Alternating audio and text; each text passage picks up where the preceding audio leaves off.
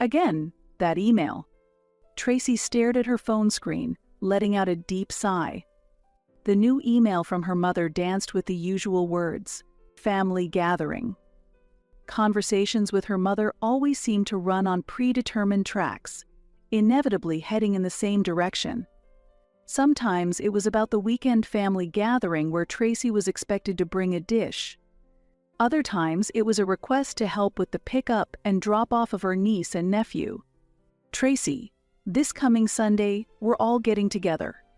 Opening the email from her mother, Tracy had already predicted the coming scenario. Indeed, family gatherings had been increasing lately. Since her siblings had children, Diane had been finding more reasons to call the family together. "You're making your homemade meatloaf, right? It was so delicious last time."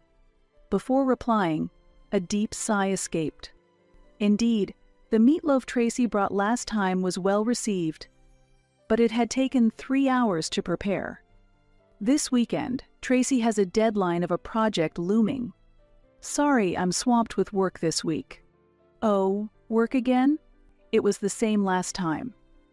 Even through the screen, Tracy could sense her mother's disappointment. Next came a drawing from her niece Emma, to Auntie. It was scribbled unevenly. "Emma really wants to see you, Auntie Tracy. It would be nice if you could help with her ballet class rides." Yes. This was her mother's strategy, sending pictures and videos of her nieces and nephews, their drawings, and trying to increase her chances of taking care of them. Tracy closed her phone. Her eyes went to the kitchen calendar. Next weekend's schedule was marked in red pen as family meeting. Ultimately, Tracy would end up making the meatloaf, working late into the night, yet waking up early on Sunday to prepare the meatloaf. Seeing the smiles of her niece and nephew was indeed healing. But her parents and siblings always left small scars on her. One day, when Tracy's phone rang at 3 p.m., she was in the middle of a client meeting at the architectural firm. Right before an important design presentation, she hesitated for a moment seeing her mother's name on the display. The same old interactions, Tracy wondered. Urgent. Call me back immediately. There's an important family discussion. Tracy politely excused herself to the clients and stepped into the hallway. Her mother's voice was excitedly high-pitched. "Tracy, great news. Your father and I have planned our 50th wedding anniversary party. We've booked Le Ciel at the Grand Plaza Hotel. The whole family will celebrate." Tracy's stomach sank a little. Le Ciel was the most upscale French restaurant in the city, with a waiting list of several months. She and her husband, Matt, tried to book for their anniversary 2 years ago, but gave up after being told it was a 6-month wait. "That's amazing, Mom. But the reservation." "Jenny's friend Kate is close with the restaurant's sommelier." Her mother continued, cutting her off. "Thanks to her, we secured a private room for 6 weeks from now on a Saturday. The cost will be split among the family. It'll be around $500 per person." Tracy did the math in her head. $1,000 for Matt and her. Not cheap, but a reasonable amount for her parents' 50th anniversary.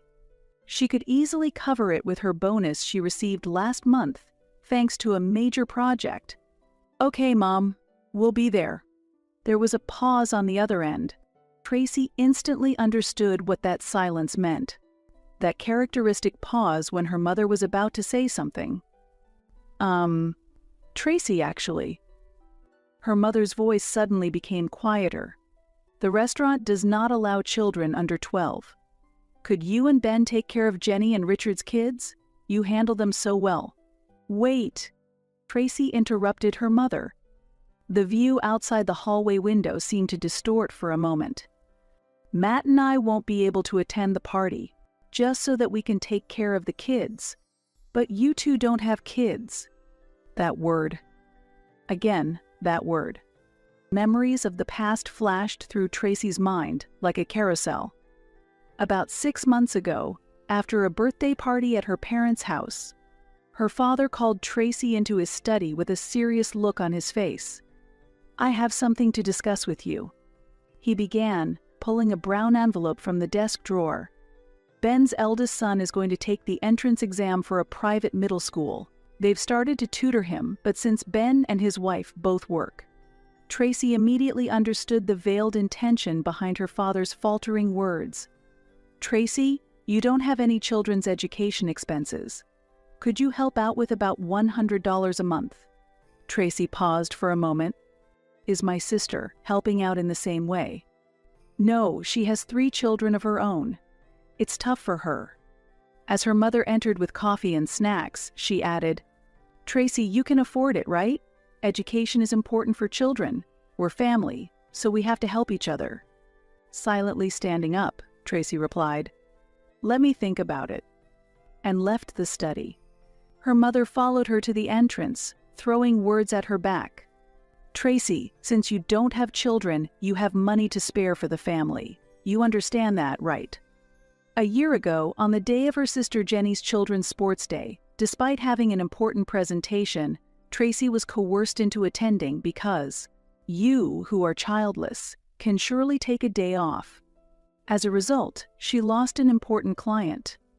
And now her mother was trying to push the care of children onto Tracy again. "Hey Tracy, you'll look after the children, right? Jenny and Ben are tired from work and raising kids every day.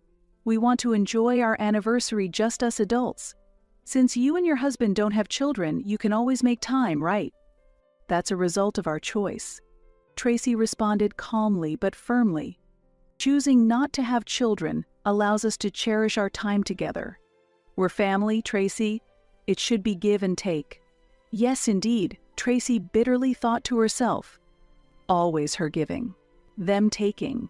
The memory goes back further.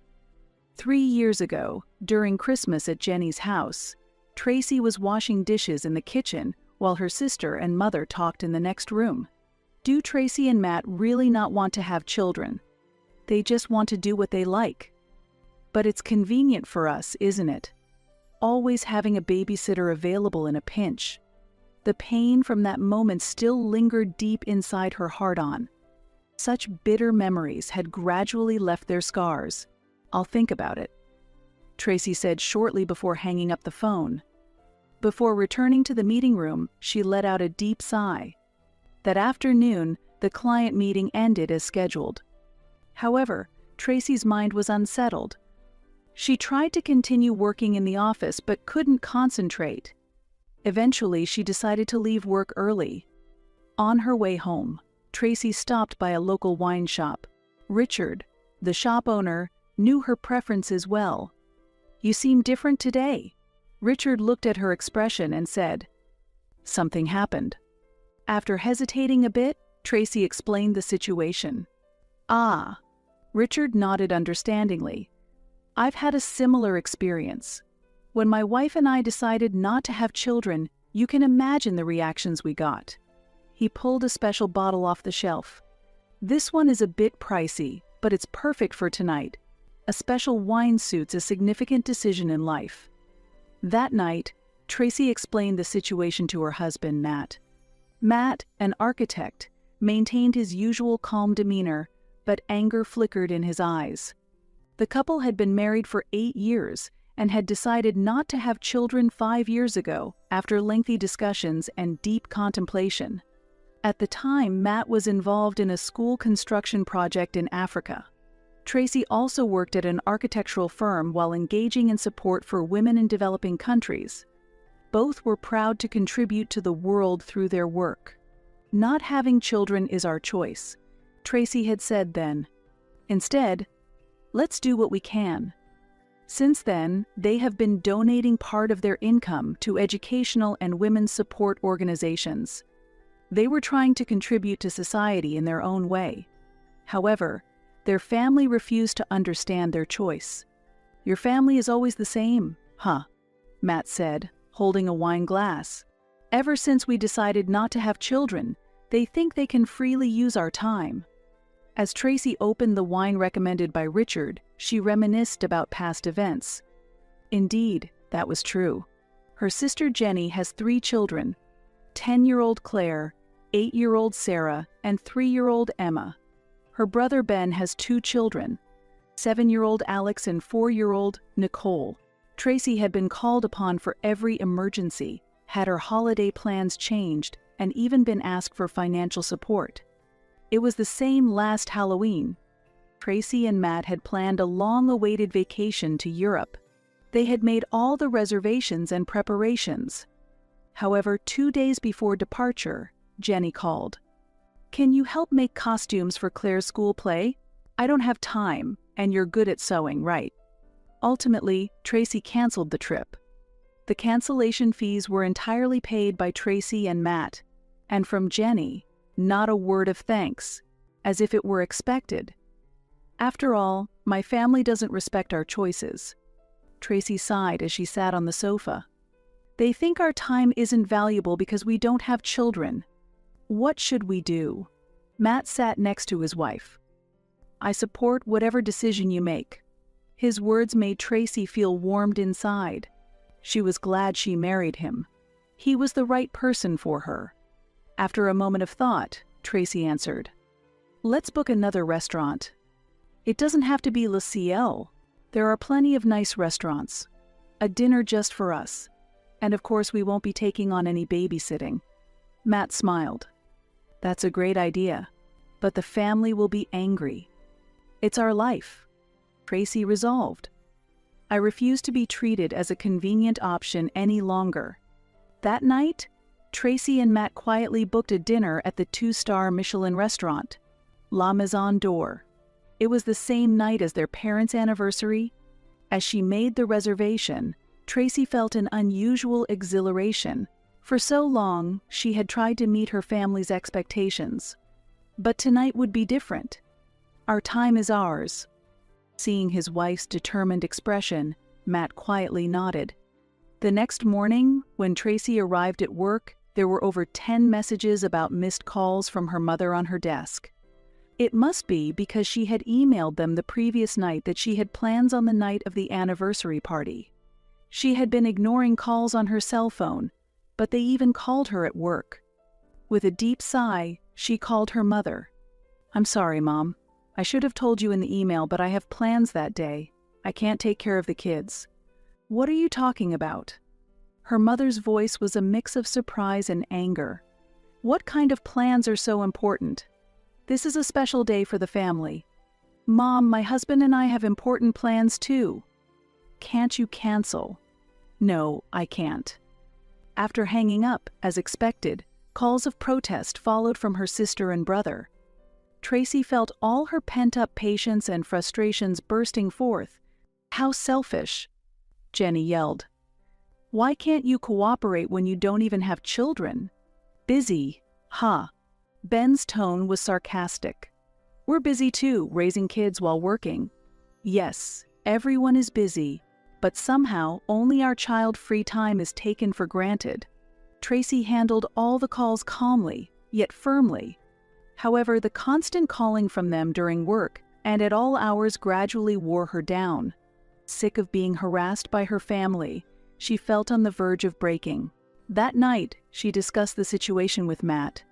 "Let's just agree to take care of the kids," Tracy told her husband. Matt looked a bit surprised but quickly showed understanding. "All right, do as you wish." Until the day, Tracy continued her act skillfully. "Of course, leave the kids to me. What time should I come over? I'll prepare the snacks." The family believed everything without a doubt. On the anniversary day, Tracy and Matt started getting ready with a quiet determination. They dressed up, did their makeup, and looked at each other. Tonight was for them. At the scheduled time, Jenny called. "Tracy, aren't you coming yet? The kids are waiting." "Sorry, Jenny." Tracy's voice was calm. "We're not coming tonight." "What do you mean?" "We've booked La Maison d'Or. We're spending time as a couple tonight." Over the phone, Tracy could hear Jenny gasping for air. "You must be joking. You promised to look after the kids." "Sorry, but tonight is our time." After that, the phone rang explosively. "How could you do something so terrible?" Her mother cried out. "The kids are crying. They can't go to the party because of you." The cries of children could be heard over the phone. In that moment of wavering, Matt gently held Tracy's hand. His warmth strengthened her resolve. How awful. Her mother accused through tears. On such an important day. You're no longer my daughter. Those words left a deep scar in Tracy's heart. Yet, they also clarified the true nature of their relationship. Love was always conditional, contingent on meeting the family's expectations. Ignoring all incoming calls, Tracy and her husband headed to La Maison d'Or. However, upon arriving at the restaurant's parking lot, they faced an unexpected scene. Both parents, Jenny and her husband, Ben and his wife, were blocking the entrance, and shockingly, all the kids were there too. "Get out, Tracy." Her mother's voice echoed in the night. Tracy and Matt got out of the car and faced their family. "How dare you deceive the kids?" Jenny shouted. "You're trampling over the kids' feelings." "No." Tracy stared directly into her sister's eyes. "I'm teaching the kids to value their own choices, even if those choices go against someone else's expectations." "Are you planning to betray your family?" Ben yelled. "Betrayal?" Tracy replied quietly, yet firmly. "Isn't it a betrayal that the family tried to make us just babysitters, excluding us?" Aunt Tracy. Claire came forward, crying. She was 10 and the most thoughtful child among them. "I'm sorry we made you lie." Claire's voice was trembling. "I understand how you feel, Aunt. We've always been demanding too much from you." Tears welled up in Tracy's eyes at her words. Seeing the kids, her heart swayed greatly, especially seeing her youngest niece, Emma, trembling in the cold night air. "We have a dinner reservation, so we will be leaving now." They yelled insults at her again, but Tracy endured without faltering and said, "This will be the last time we meet." The last time. Her mother asked in confusion, "We want to cut ties." Tracy took a breath and continued, "Don't think our time isn't valuable just because we don't have kids. Not having children is our choice, but our family never respected that choice, not even once." "What are you saying?" Jenny started, but Tracy cut her off. "How much do you think we've sacrificed until now? How many sudden requests have we accepted? Yet you assumed it was natural to exclude us today, to expect us as mere caregivers for the kids." "But we're family, right?" her father said. "It's because we're family," Tracy replied firmly. "We should have respected each other's choices, but to you, we were just a convenience." "Tracy," her mother exclaimed, "don't speak like that. You are my precious daughter. Did you really care about me?" Tears welled up in Tracy's eyes. "Or was I just a convenience?" A heavy silence fell over the parking lot. "It's cold, kids. Let's go home," Tracy said quietly. "We're going home too. This is the last time. Don't contact us anymore." "Wait," her mother cried out. "Don't end it like this." "Mom." Tracy looked straight into her mother's eyes. "I'm not the one ending this. You all have been trying to end us for a long time, by devaluing a life without children." Tracy and Matt returned to their car. In the rearview mirror, the image of the family standing there remained. Because the kids no longer had a place to stay, the parents' anniversary party ultimately had to be canceled. Later, Tracy and Matt headed to La Maison d'Or. The decision to sever ties with her parents and siblings made that night an unforgettable dinner marking a new beginning. But it was a result of their choice. No more regrets. "Did we do the right thing?" Tracy asked her husband. Matt hugged her. "Yes, sometimes cutting ties is necessary to protect oneself." From that night on, Tracy's relationship with her family was completely severed. But it was also a new beginning. A start to living with pride in their choices. A night when years of accumulated frustration and anger were expressed through betrayal. "Do you regret it?" Matt asked his wife. Tracy thought for a moment, then shook her head. "No, this was our choice." That night, Tracy made a lengthy post on Reddit. She detailed the circumstances of being excluded from her parents' 50th anniversary party and being expected to take care of the kids, about her relationship with her family, the financial support, emergency assistance, and the sacrifices that were always expected as a matter of course. The post sparked an explosive response, with many users condemning the family's selfish behavior. One anonymous comment stood out particularly. "I've had a similar experience. Families try to control our lives under the guise of blood ties, but true family should respect each other's choices. I support your decision." Support also poured in from childless married individuals who empathized with Tracy's situation. For the first time, she realized she was not alone. Days later, the post caught her family's eyes as it was unexpectedly spread on social media. "How dare you air such embarrassing stories online?" her father raged. "Don't expose our family's shame to the world," her mother lamented. "You're no longer my sister," Jenny declared. "I never want to see your face again. You're exposing our family's shame," Ben said coldly. "You're no longer part of our family." But this time, Tracy did not apologize. Instead, she voiced the thoughts she had been harboring for years. "We've always been treated as just a convenience because we don't have children." She sent a message to all her family members. "But that's over. We have our own lives and choices. We won't be used anymore." Those words unleashed the emotions she had been suppressing, like a dam breaking. The relationship between Tracy and her family was completely severed from that day. Tracy blocked their emails and cell phone numbers, so she didn't know what happened afterward. But Tracy heard that her parents and siblings are isolated, criticized by all the relatives. "Because we don't have children, our lives have no value." Tracy smiled. "That's not true. We have our own happiness."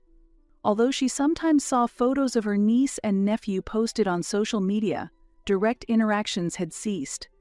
Only Claire occasionally sent her emails. It seemed she had learned something important from Tracy's decisions. "Aunt Tracy, when I grow up, I want to be someone who can cherish my own choices." Those words lit a warm light in Tracy's heart. 5 years later, Claire visited Tracy. "Grandma and Grandpa have been distancing themselves from us grandchildren lately. They try to control us just like they did with you. They want to dictate our hobbies and career paths. Alex wants to pursue music, but Grandma strongly opposes it. And she's against Emma's swimming and Sarah's programming too, saying they lack future prospects. She's also opposing my study abroad. Since that day, we siblings and cousins have learned a lot from your choice. We decide our own lives. Just because we're family doesn't mean we can control each other's lives. Grandma often says, 'Don't end up like Aunt Tracy, but it's counterproductive. We respect the way you live.'" Claire looked straight at Tracy. "We all started avoiding meetings with Grandma and Grandpa. We don't go to the weekend gatherings anymore. Our parents haven't noticed yet, but Grandma and Grandpa's mindset is pushing us away." That night, Tracy opened her mother's social media page for the first time in a long while. There were still photos of happy family gatherings, but the presence of grandchildren was gradually decreasing.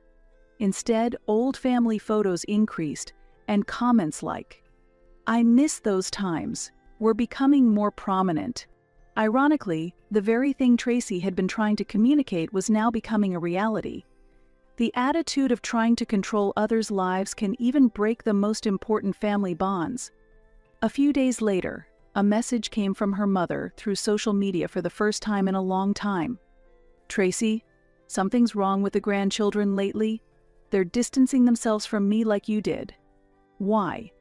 Tracy sighed upon reading the words. Her mother still hadn't realized her own mistakes. Afterward, Tracy and Matt decided to move abroad. Matt got involved in international architectural projects, and Tracy thrived in her new job. She founded a support group for childless married couples, becoming a pillar of support for people in similar situations. Their new life in a different city showed them new possibilities. They traveled around the world on vacations and contributed to society through their professional skills. Their new life turned out to be more fulfilling than they had expected. Tracy began working as a consultant for an international NGO involved in women's support programs in developing countries. Matt was working on innovative projects in environmentally friendly architectural design. The two were contributing to the next generation in their own way. It wasn't through direct parenting, but their activities held significant meaning. Reconciliation with the family was likely never going to happen. However, that wasn't necessarily a bad thing. Sometimes cutting ties is the healthiest choice one can make.